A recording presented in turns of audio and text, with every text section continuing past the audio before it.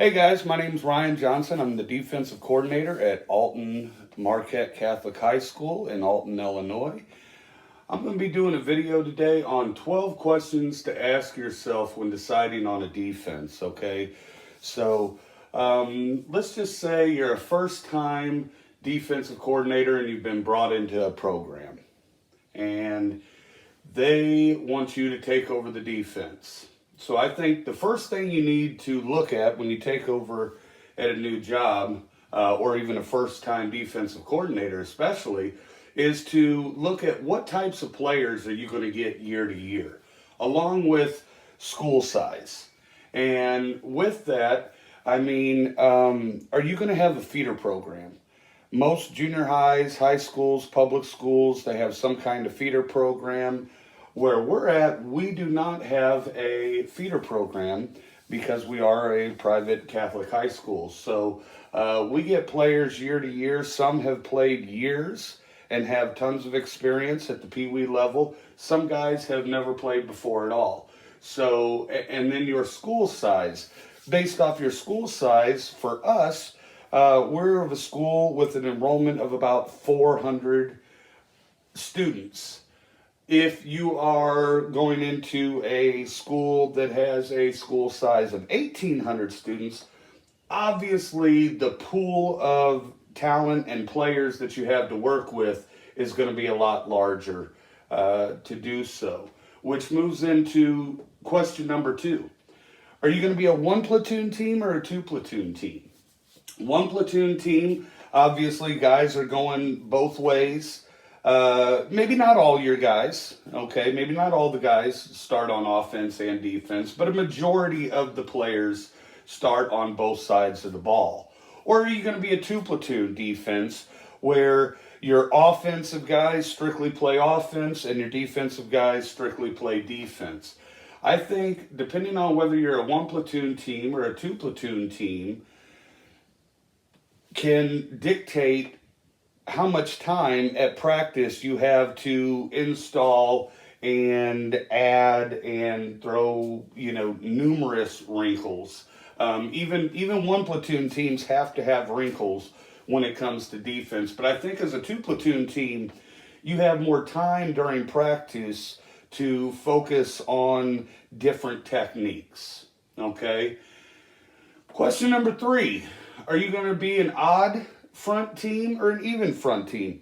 We all know there's 4-3, 4-2-5, 3-3, 3-4, 5-3, 5-2. I mean, you name it, guys. But when you break it down, defense comes down to, are they running an odd front or an even front? Which there's a reason why I have these listed in a specific order of number of importance, right? I think the most important thing is types of players year to year that you're going to get in your school size, okay? Not that whether you're a 1-platoon team or a 2-platoon team would decide whether you run an odd or even front, but I do think that does go into the process when you're deciding on what defense you want to run. Number 4 is 1 high safety or 2 high safety. Okay, obviously you can play 1 high safety or 2 high safety with both an odd or even front. I think 1 high safety or 2 high safety sometimes comes down to the opponents that you're going to face on your schedule. Okay, what kind of offenses are they running? Are they a heavy run team that doesn't pass very much? Well, you may want to go with a 1 high. Are they a spread it out, sling the ball all around the field, air raid kind of team? Well, maybe you might want to go 2 high. We just saw this past weekend. I'm a huge Buccaneers fan, and it was rough to watch the Buccaneers try and cover the Kansas City Chiefs receivers with a 1 high safety, especially on Tyreek Hill. Okay, so I think what you're facing week in and week out should be your main focus, okay? If you're facing a lot more run heavy teams, then again, maybe 1 high is better for you, okay? Into number 5. Are you going to be a block recognition team or a block destruct team? Again, I think this all brings you back to question number 1. What types of players are you going to get year in and year out. So like I said, for us, we get guys that have played Pee Wee football for years and some guys that have never really played at all. So for us, block recognition, for me, is more teaching them how to read their keys, react to their keys, and go be a football player. Okay, whereas in block destruct, you're looking for that war daddy, especially in high school. Okay, you got to have that kid that can just drive off the ball, shed, scrape, work two gaps. All right. Now, again, in a perfect world, we'd love to have the kid that comes in and is just strong and can just dominate two gaps. But I don't know that we're going to get that player every year. I've had kids that can block destruct, quite a few. Okay. But block recognition to me is, okay, if I see something, I do something. Okay. Event response. All right. We always talk about, your event plus your response equals the outcome. E plus R equals O. All right. I think block recognition focuses a lot on that. And it goes back to when you're watching film to see and say, hey, look, we're not asking you to be the most talented kid on the field. Okay. We're not looking for Superman out there. I tell my kids, I'm not looking for Superman. I want Clark Kent. I want the guy that does his job, that reads his keys and goes off of that. All right. Bringing us into number 6. Are you going to be a team that spills the ball to the linebackers, wrong arms? Or are you going to be a team that boxes on the outside and funnels everything back inside the linebackers? All right. I think, again, this comes back to what type of players you're getting year to year. Also, what is the structure, again, one high or two high safety? For me personally, like I said, we're a block recognition team. We squeeze and scrape, spill everything. So, but again, what's best for you? And it comes down to, again, the types of players that you're getting year in and year out. All right. Number 7, speed or strength. All right. Speed or strength. I actually thought about this a little bit more on whether or not to include this, but I actually just got done checking out a coach tube that I bought on Cyber Monday, and it's Feed the Cats with Tony Holler and Brad Dixon. They're both on Twitter. I'll go ahead and attach a link below for them. So this to me is a little bit more of how are you going to develop during the off season, okay? And obviously, all of us as coaches, we've always said, well, yeah, I want our guys to get bigger, faster, stronger in the off season, all right? But how are you going to do that, all right?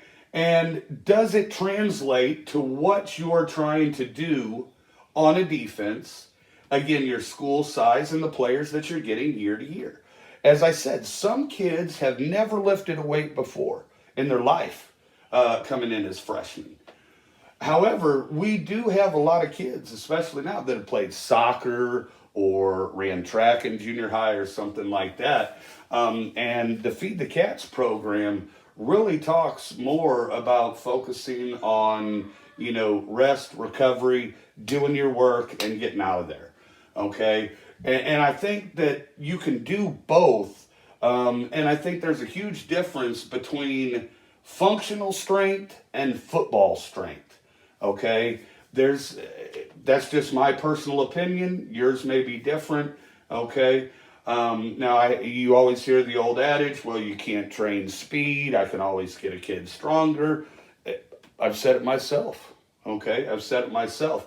But that goes back to check out an article by Tony Holler that I read years ago that was actually included in the Feed the Cats program that talked about new age thinking for old school football coaches. I apologize if I got the exact name of the article wrong.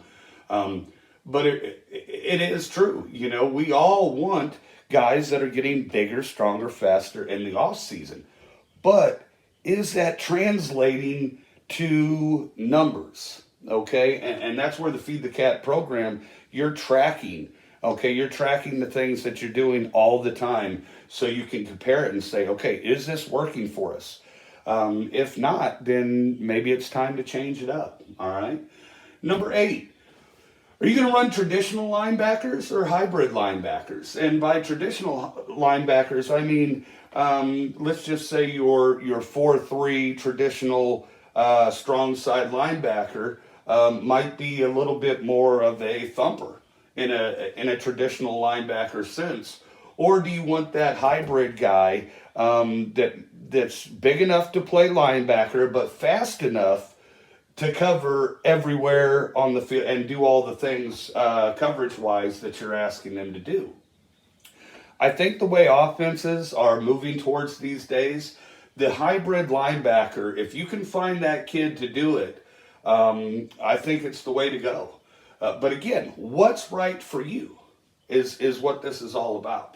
Okay, number 9, stunting or static. All right, are you going to be a stunting? And when I say stunting, I mean, are you going to be an aggressive style defense? Or are you going to be more of a static bend but don't break? All right, obviously, that's the great thing about football is that there's more than one way to skin a cat. All right, and in my younger days, I thought that aggression was the way to go. We're going to man everything up. We're going to bring the house and we're going to go after them. Okay. As I've grown through coaching, okay, I've learned that it's best to try and be somewhere in the middle. Depending on, again, what type of players you have, your school size, whether you're 1 platoon or 2 platoon, I think can make a big difference. All right. By a static defense, again, I'm not saying that you're not bringing pressure. I'm just saying you're not taking as many risks, okay? You're not taking as many risks. So brings it into number 10, man pressure or zone pressure. I think that if you're going to be a heavy attacking team and a team that brings the house, a team like Tampa Bay, Todd Bowles, then again, you're going to probably want to go with some more man pressure. The toolbox. Again, it's all about the toolbox. I also believe that depending on whether you're a 1 platoon team or a 2 platoon team, depends on how much of both you can include in your defensive scheme. If you're a 1 platoon team, I think you need to really focus on getting really good, okay, really good at one of these coverages behind pressure, and then throw the other in as a changeup, that curveball, that wrinkle. As a 2 platoon, obviously, you have the entire practice time. Okay, so I think with a 2 platoon team, you can build in as much as you want, but remember, it's not about what you know, it's about what the kids know and what you can get them to understand. If I've said it once, I've said it 1,000 times. It doesn't matter what you want to run. It depends on what your kids can run. If your kids can't run block destruct, can't be a block destruct team, and you try to be a block destruction type of defense, you're probably in for a long day. All right? So again, focus on, what fits your scheme the best and your players the best. Okay? Your players the best, moreover your scheme. Okay? Because as coaches, we should be able to adapt and move through and throw some wrinkles in there without changing the entire structure of your defense. Number 11 and 12, again, these are more, up to you, huddle or no huddle. Obviously, today's offenses with all the up-tempo, I feel it's becoming tougher to huddle up your defense, get a call in from the sideline, relay it to everybody in the huddle, and get lined up properly and fundamentally without the offense pushing you at some point. So, number 12, hand signals, boards. I should have put on there wristbands or substitution verbal or wristbands. Okay, again, whatever you decide, verbal would be the least of my choices. Substitution calls and changes in there, depending on if you have sub packages for certain things, maybe. I still feel like hand signals, boards, or a wristbands are the way to go in the up tempo offense world that is today. So again, if you think there's something on here that should be on here that isn't on here, make sure to comment below. Again, just trying to give back to the coaching community, which has given me so much as well over the years.